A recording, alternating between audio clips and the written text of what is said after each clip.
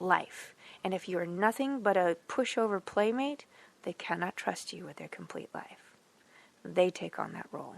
They become anxious. They start being aggressive and protecting you on the walk. Oh, I know, you think it's cute, but it's actually very disturbing for them. So, I admit it. I'm an evil bitch like that, because I love dogs in a very strange way. I don't pet them unless it has purpose, to build their self-esteem. So, when, which I already alluded to, only for work. I only give affection for work, and only as much affection as they can handle it before they completely go crazy with excitement. I don't want to set them up for failure. If I tell them sit and I touch them and they just were a little too excited and they squirm out of it, I don't keep petting them. I stop. I actually look away. Actually, when I ask them to sit, I don't even give them eye contact. Why give them the candy before they've earned it? So all of these little things that I expect out of a dog is out of their natural needs to feel loved and safe. I know. It's mean. It's cruel. It's horrible. All positive trainers do it all the time. They just don't tell you. So, here's the thing. If you want to actually understand the affection part, put your needs aside. You will be surprised at how much they will offer you in that calm, relaxed. There's no better affection than just being calm with each other, right? I mean, what is cuddling for after all? That part of the affection. It's the calm part that lasts forever, not just all the excited, crazy stuff, which is fine. It has its purpose. You know what I'm saying? Double entendre here. But let's look at it the dog's way.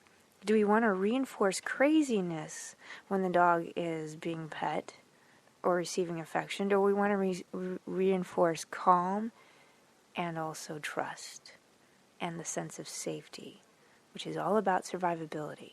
You will create a village idiot out of a dog by over-reinforcing, over-praising, over-petting, over-eye contact, everything else for crazy behavior.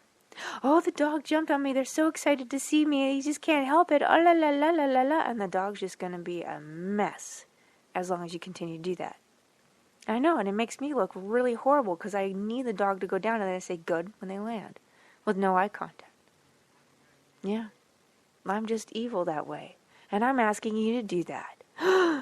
I know, because if you want a dog to trust you when the shit goes down on the street and there's a loose dog going after you both, or there is some sort of like commotion or explosion like fireworks, and you want them to actually trust you, and you can't even gain control at home, you're not going to be trusted. That dog is going to run away when the fireworks goes off. That dog is going to have a major conniption shit when things go down. And that's not what you want your dog to like look forward to, right? You don't want that going down. You want them to feel safe. Even if they are feeling scared, they look to you. They look to you. They look to you. There is no greater joy than feeling that trust from a dog. And that's why I'm so mean. Absolutely. And that's why I ask all my clients and students to be mean, quote unquote, right? I want you to be very careful about when you give your dog affection. Are they calm? Did they work for it? If you want to make an excuse, make an excuse. Lie to them. If they're laying on their bed looking cute, say good down and go pet them. Good relax and go pet them.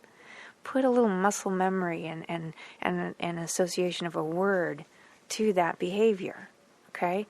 I want to tell you a story about my previous dog, Cassie, who was a Sheltie. I mean, technically she's still a Sheltie. She's not with us anymore. But I had her since she was a puppy. Now, I'm going to tell you, I will take a beat-up old dog who's had a horrible life in terms of its challenges for training over a puppy any day. That's just not to say that I wouldn't have a puppy again, but my God, you can read about it all you want, but raising a puppy, that's hard, people. That's hard. I mean, I tell people you got to get up every 2 hours and then every 3 hours and then every 4 hours and over a period of weeks at a time. They're like, oh my gosh, but that's so much work. I'm like, yes, it is. That's called actually owning a dog and taking responsibility for the puppy. That's why I don't get a puppy. Okay, so with that, Cassie being a her own personality. Plus, she's a Sheltie, so they're high energy dogs.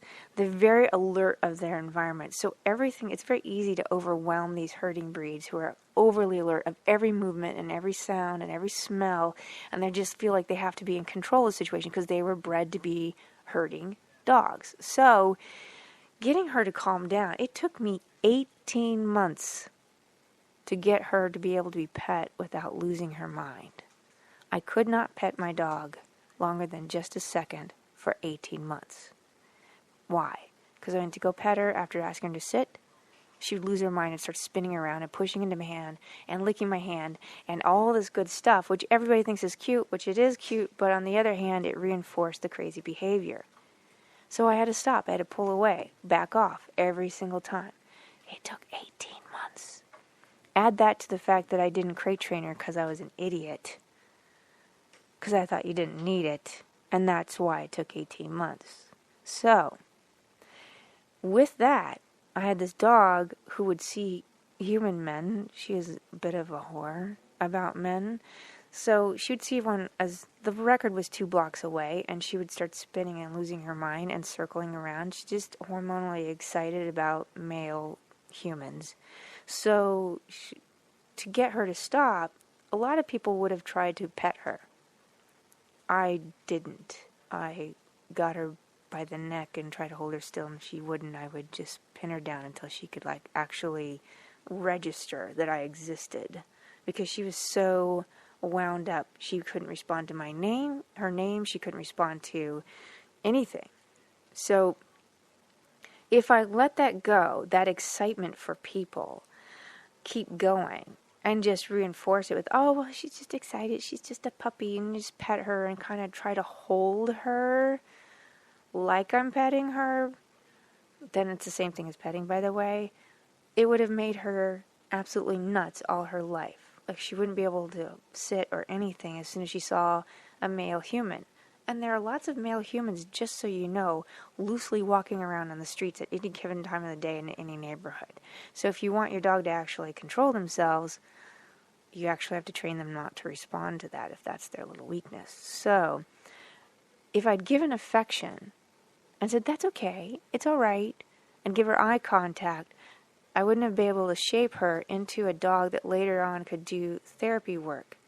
Or I could ask her to go visit someone and she stopped 1 foot away, sitting and watching them in the eyes without touching, without whining, without driving, including men.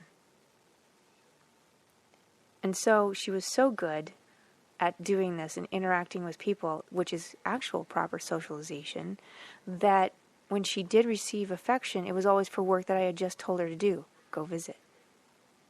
And so she would get pet by other people, get affection in the proper way without losing her mind, which took some training. She had to stay seated.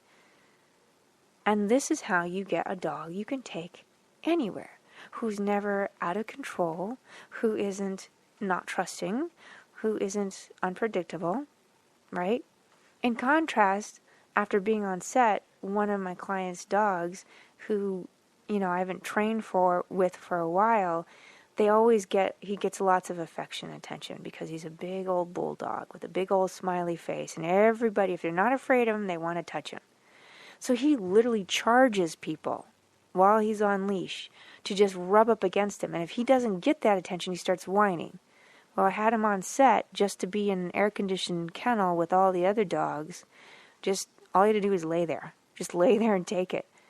And he started whining through the dialogue because he wanted the attention of the cameraman or the sound man. Because he wasn't getting it fast enough. I want it now. I always get attention. I always get affection. And so now I have a spoiled brat who's ruining the scenes, and they have to reshoot it and reshoot it and reshoot it. And I couldn't be on the set to give him the middle finger or the evil eye. So I had to be outside, and it was a disaster over something simple as trying to keep your dog in check because the affection has always been given or allowed inappropriately.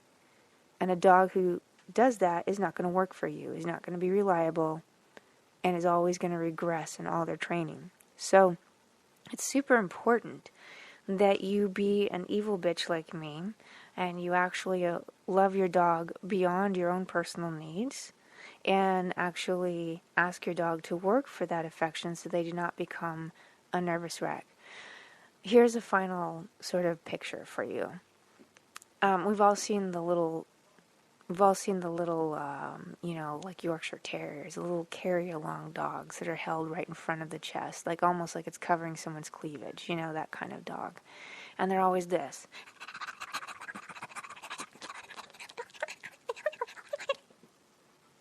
And everybody thinks it's so cute.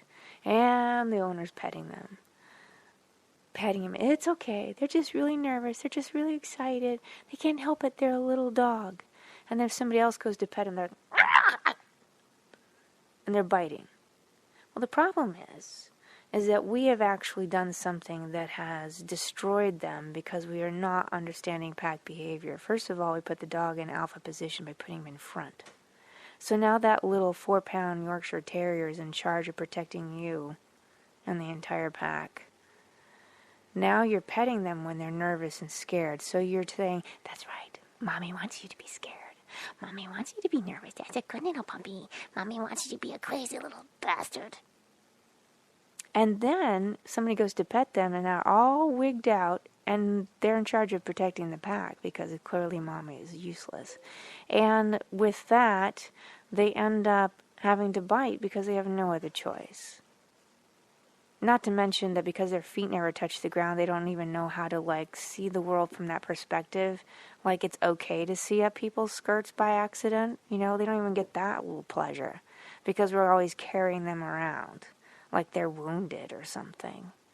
So, affection is important. It's very powerful. You know that. But I want you to use it wisely. Use it for your dog's purpose and needs, not for yours. If you're having a bad day, ask your dog to sit. And then you can love them.